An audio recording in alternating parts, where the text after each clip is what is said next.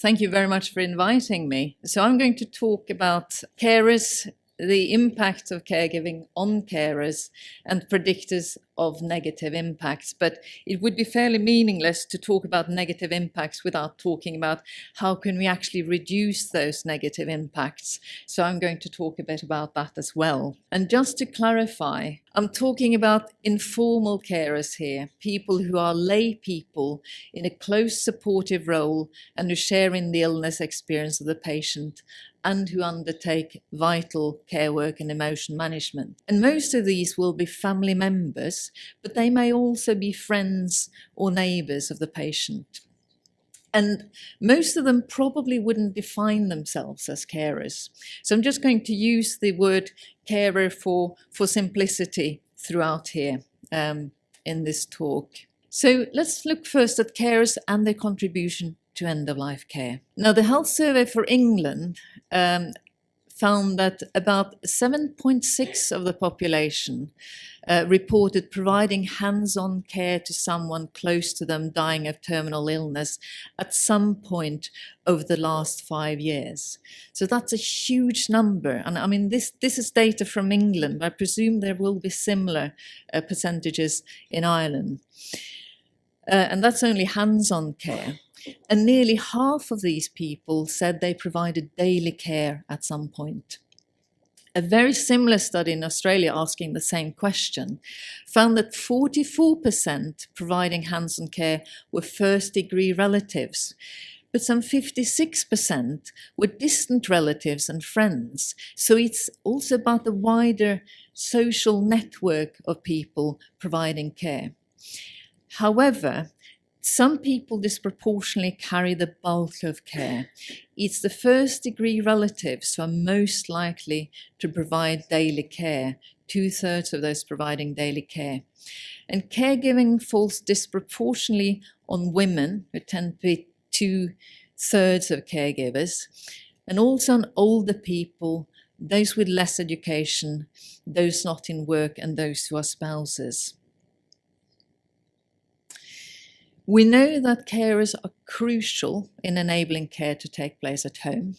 Studies have time and time again shown that enabling end-of-life care and death to happen at home is heavily dependent on having an informal carer, in whichever way you look at informal care, whether they're married or have a social network and so on. And if we look at it the other way around, we find that a large proportion of what we might term inappropriate or avoidable terminal admissions to hospital are family initiated when the family feels no longer able to cope or they panic about a crisis situation.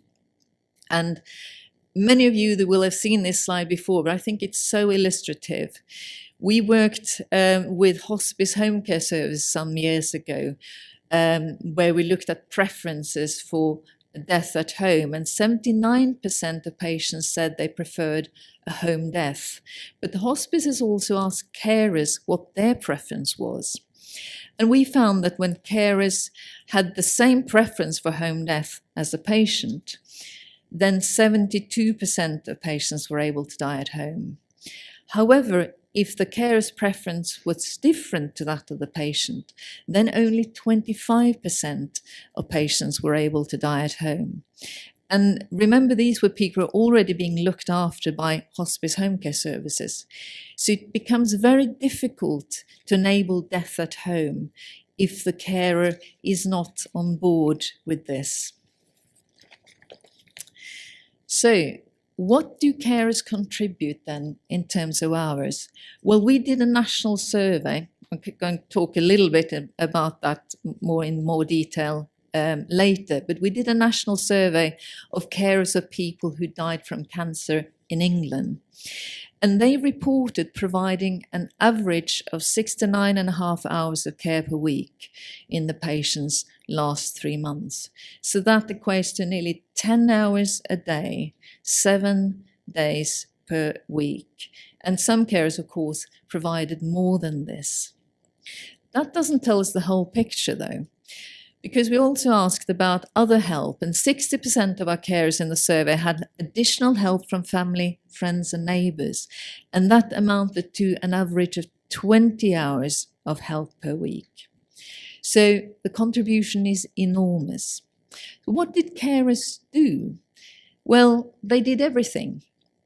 A lot of it was social and emotional support for the patients, which really includes keeping an eye on things, monitoring what's happening, but also practical household tasks and shopping, preparing food and drink, administration, organizing and attending appointments with the patients, traveling with the patient, as well as help with symptoms and personal care. And a lot of what goes across all of this is, of course, the caregiver coordinating all the support for the patient through other agencies as well. But it doesn't stop there. Carers contribute considerably to end-of-life care in terms of out-of-pocket expenses. There was a European study across 13 countries that found that 2 to 25% of median household income in the patient's last year of life is contributed by carers. So this is very substantial again. So given this huge contribution, it's not surprising that this also has considerable impact on carers. We do find that carers have considerable negative impact from caregiving in terms of their psychological health, their physical health, or even mortality. It entails social and relationship challenges and financial and occupational difficulties and activity restrictions. It affects their quality of life, and it affects bereavement outcomes. So let's look a little bit further at the impact on physical and psychological health. Now, research has shown that carers of palliative patients experience worse physical health than other carers of people with other conditions, and they have worse physical health than people that are non-caregiving controls. But some studies have found physical health to be similar or better amongst caregivers than the population norm. So it's a slightly mixed picture. However, the picture is very clear when it comes to psychological problems amongst carers. They have considerable anxiety and depression. 34 to 47% of carers have significant anxiety. 39 to 57% of carers have been found to have significant depression. However, this doesn't necessarily give us the whole picture, because these data are all from studies that have looked at people who've been recruited through specialist or hospice care that might be getting better support than other carers.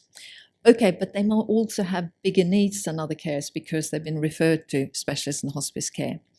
And studies have also looked at people who've been earlier in the caregiving trajectory than the final months of the patient's life. So this is where I'm coming back to our national survey again, that I'm going to tell you a little bit more about. So our aim was to gain population level data on the impact from caregiving in the last 3 months of life for carers of people with cancer in terms of level of psychological morbidity and general health, and then look at the predictors of psychological morbidity and general health. And what we did was a retrospective postal survey 4 months post-bereavement via the Office of National Statistics. It's a similar methodology to the Voices survey in England that some of you might have heard of.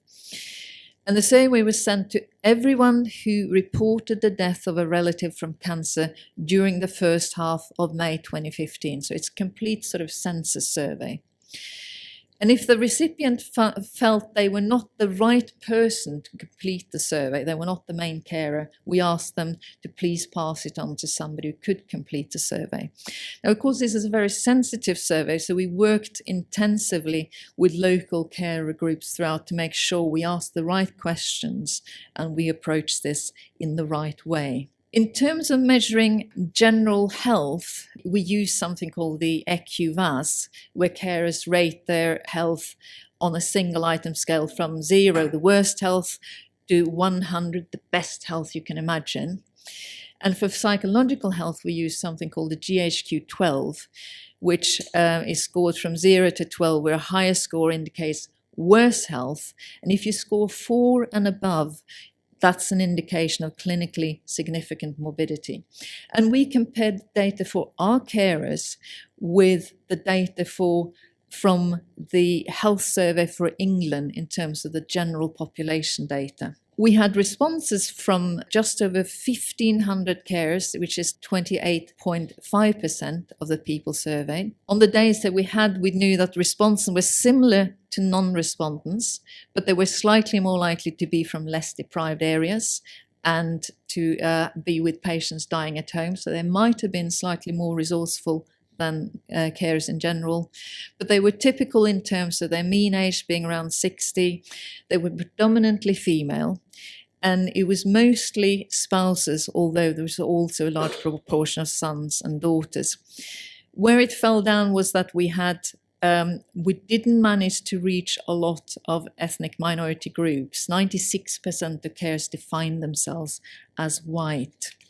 Okay, so in terms of results, let's look at general health first. Carers that form the red line here, we found that they in general had worse general health than the population. But if you look at it, the gap between carers and the general population scores is greatest in the younger age groups. And then it kind of narrows. And when you get to 75 and above, actually our carers rated themselves better on general health than the general population. I suspect you have to be pretty fit to be a carer when you're 75 and above. That might be one explanation. Now, these data hide a gender difference. Now, in the general population, there's no difference between male and females. But for our carers, we found that women scored significantly worse than male carers throughout. But as with the research literature, there's a bit of a mixed picture in terms of general health. However, it's much clearer when it comes to psychological health, which we're going to look at next. And here it's more meaningful to actually look at who experience clinically significant psychological morbidity. We're going to look at percentages. So if you look at columns on the left, those are the people who were fine. They didn't have significant psychological morbidity. And you see there, in the column in red, our carers, 17% of our carers were fine, compared to 85% of the general population. Now, the columns on the right are the people who are not fine. They have clinically significant psychological morbidity. And 83% of our carers were not fine, compared to 15% of the population. So arguably, this represents a considerable public health problem in terms of psychological morbidity amongst carers. If we stick with those who are not fine, then we also see some age and gender differences amongst carers. We see again that it's the younger age groups that have the highest likelihood of having psychological morbidity. And then it drops as you get to the older age groups. It's still a huge difference between carers and the general population, but there is an age gradient here. And again, if we look at gender differences, we see that females are more likely to have psychological morbidity than men. Females, 87% compared to men at 76%. Now, the question, so we know there's differences in terms of age and gender, but is this because of the life situation, or is it something specific with gender? So to try to find out about that, we looked at whether these differences persisted when we looked at other factors that tend to predict negative impact of caregiving.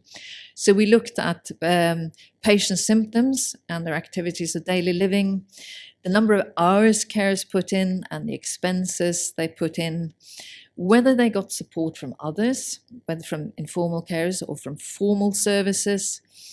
And we looked at other demands on their time, such as were they in work and had other caregiving responsibilities, for instance, for children, that you would expect amongst younger carers. And we also look at, did they get respite? And we looked at socioeconomic factors. If we look at general health first, it's going to be a slightly complex graph, but to simplify it for you, the factors in red are the ones that significantly worsen the situation, and the ones in the blue are the ones that improve the situation. So we found that if the patient had high psychological symptoms, it was worse for carers. Total hours of caregiving made it worse, and again, being a woman made it worse.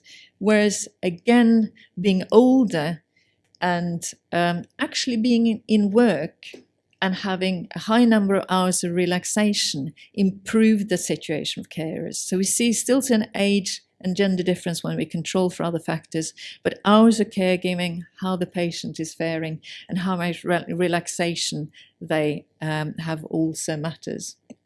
In terms of psychological morbidity, again, we see that carers' psychological symptoms worsens things as well as their need for help with ADL, and total hours of caregiving also matter.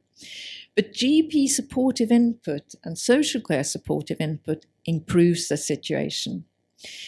If the carer has gone out to seek own help in terms of contacting support groups and telephone helplines, that makes matters worse for them, or probably it is the people who are most desperate do seek that added help. But again, females suffer greater problems. But also, again, we see that hours of relaxation matters. It improves the situations. So this gives us some inroads in terms of what we might be able to do. The carers we need to keep an eye on and look out for instance, women. But also we know that being able to have respite and hours of relaxation is really important. However, we should note that these factors only explain about a quarter of the variance in carers' psychological outcomes. There are other factors that matter, which gives us some further inroads as to how we might change the situation. In particular, we see that psychological predictors are important in terms of predicting outcome.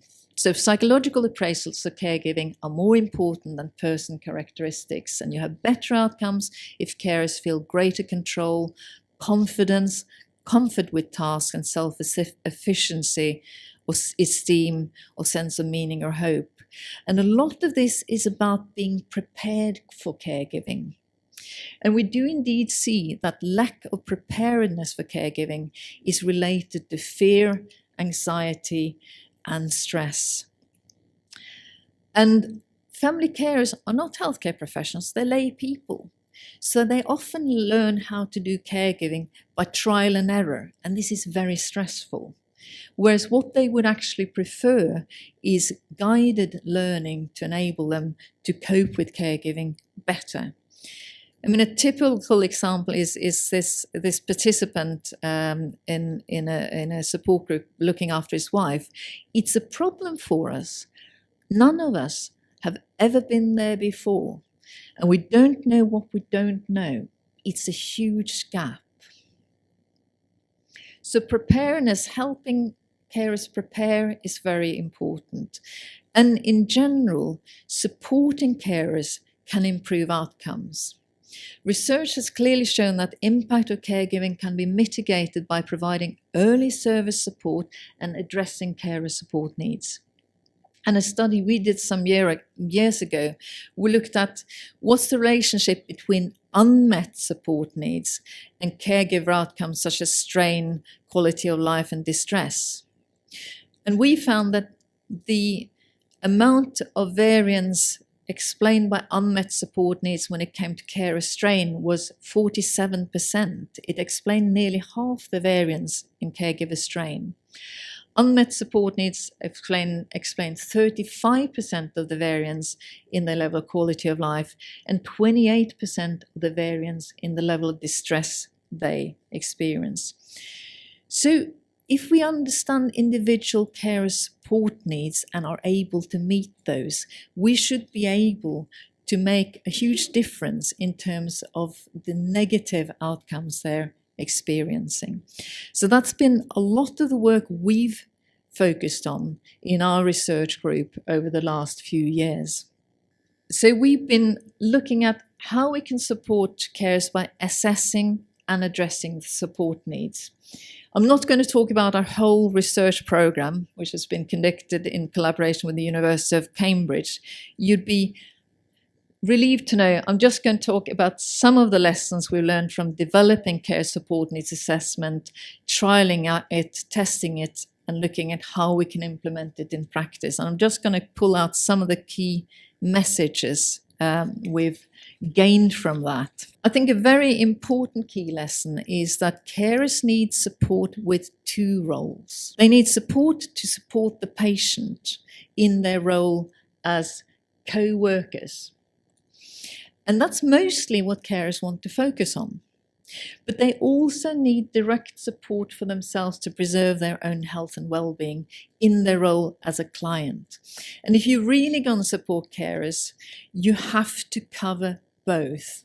So, for example, what we're looking at within those two roles, in terms of support, enabling the carer to support the patient, is knowing who to contact when concerned, which has come up a couple of times today.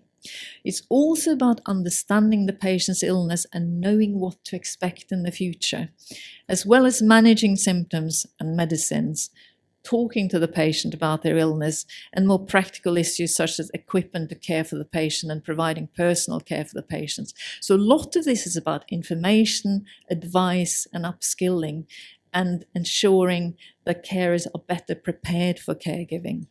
But we don't know what they need support with without asking them. The direct support for the carers is about their physical and psychological needs and beliefs and spiritual concerns as well as the practical help in the home, financial, legal, or work issues. And then there's the respite issues in terms of daytime break from caregiving and overnight respite. And we have to cover the range of needs to fully support carers. What we've also learned is that one size does not fit all. Individuals differ in what help they need within each of these broad areas of support. So with something that sounds simple, like needing support with managing symptoms, including medicines, for one carer, that's about understanding the medication. But for another, it's about being involved in discussion about symptoms because they know that the patient doesn't tell the doctor or the nurse the whole story. So they need to be in on that discussion to make sure that the right decisions are made in terms of symptom control. For a third carer, it might be about learning practical skills, for instance, in terms of syringe drivers. Or again, for another, it might be about, knowing how to access help with symptom management out of hours.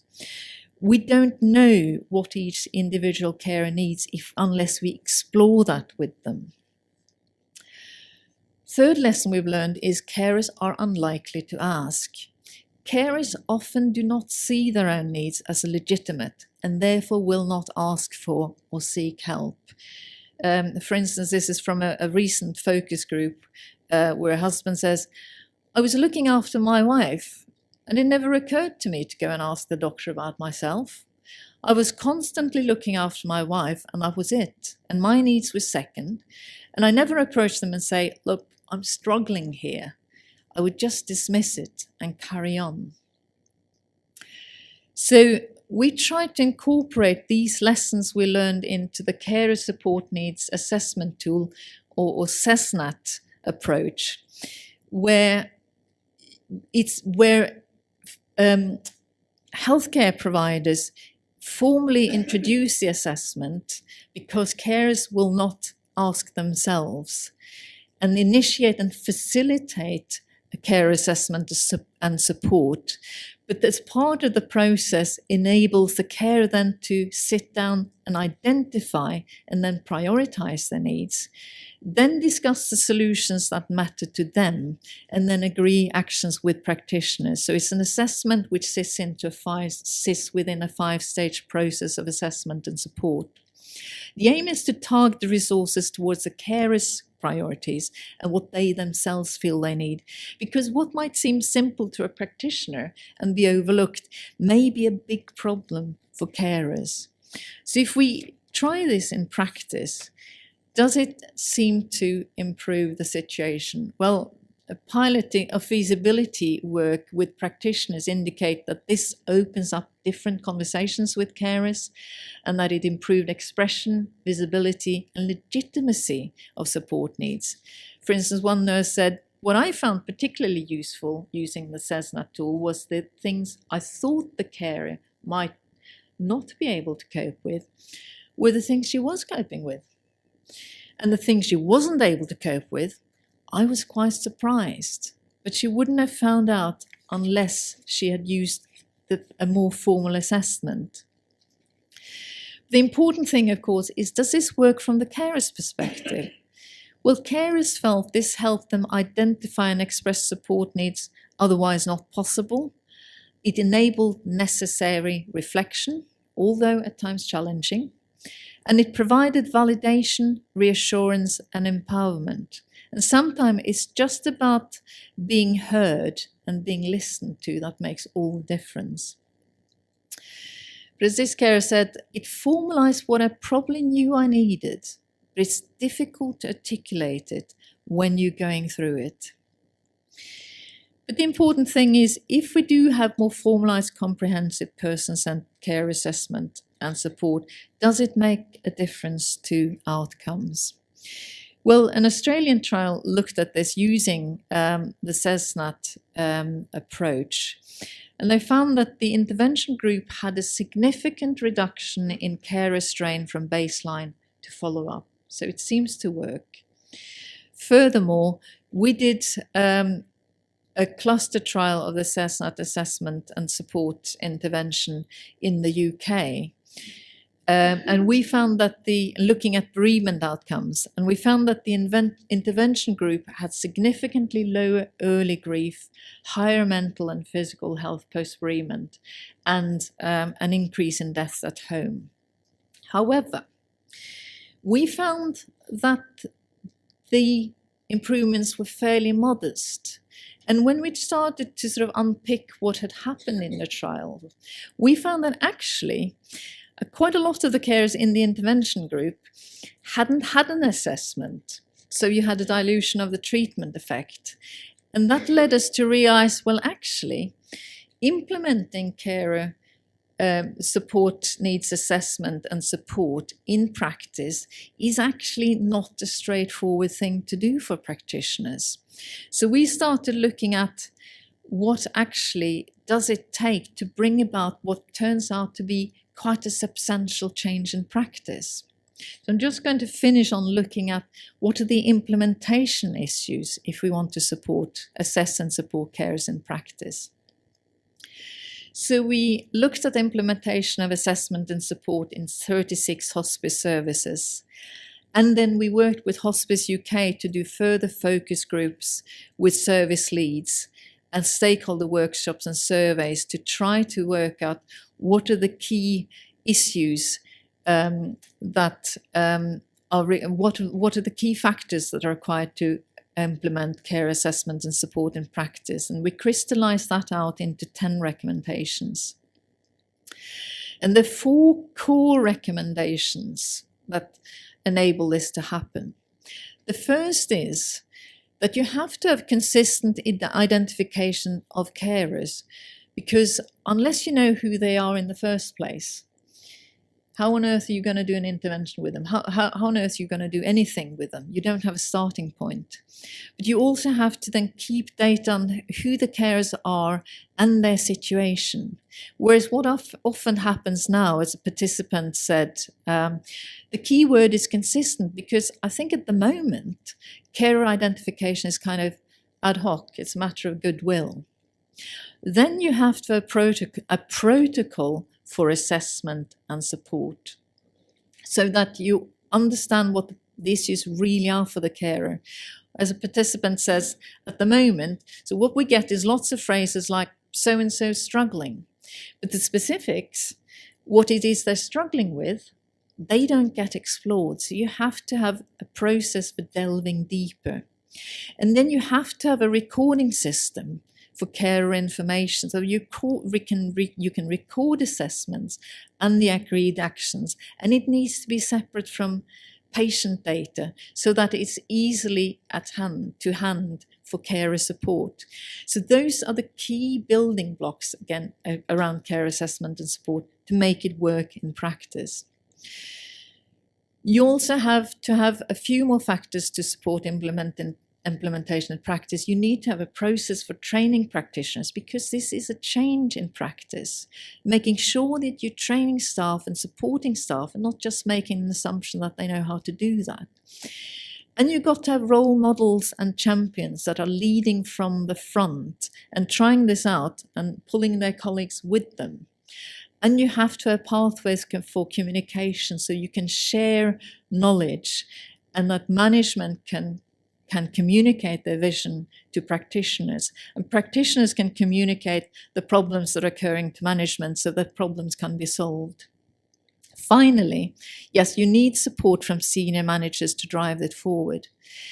A part of that is to enable the workload to have available time and workload capacity for care assessment and support. Like one participant said, it actually will reduce people's workloads because they'll be doing a lot more signposting, a lot more averting crisis.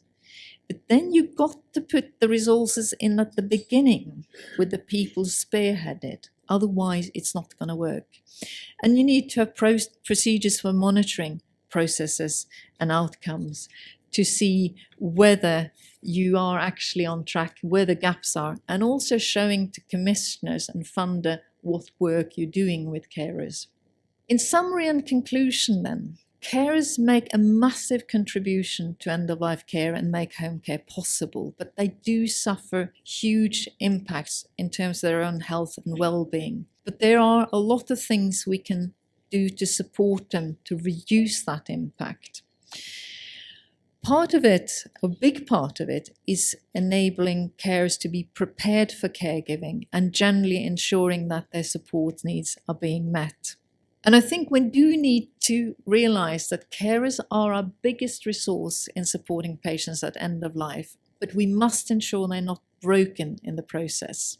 We can reduce negative impact by supporting them, but we do need a carer assessment and support that is proactive, because carers won't volunteer themselves that they have need. It needs to be comprehensive because of the two roles they employ, and it's got to be carer-centred because we don't know what carers actually individual carer needs help with. We need early investment to prevent later crises and better tailoring of existing resources. But that does involve a change in practice. So we need to understand the principles required for implementation of care assessment and support within existing healthcare, because that's not just something you can slot in and yes, it's going to work fine. And the core element of that is deciding where carers actually fit in the system. Are they core business of the health care providers, or are they just an add-on that we remember when we've sorted everything else? I think we really need to resolve this because reliance on carers is likely to increase in years to come. We do know in terms of demographic projections, we will have huge increases in people over 85, those with life-limiting illness and with dependency in the final years of life. And we will have huge increases in the number of deaths. And services cannot easily meet the demands from these demographic changes.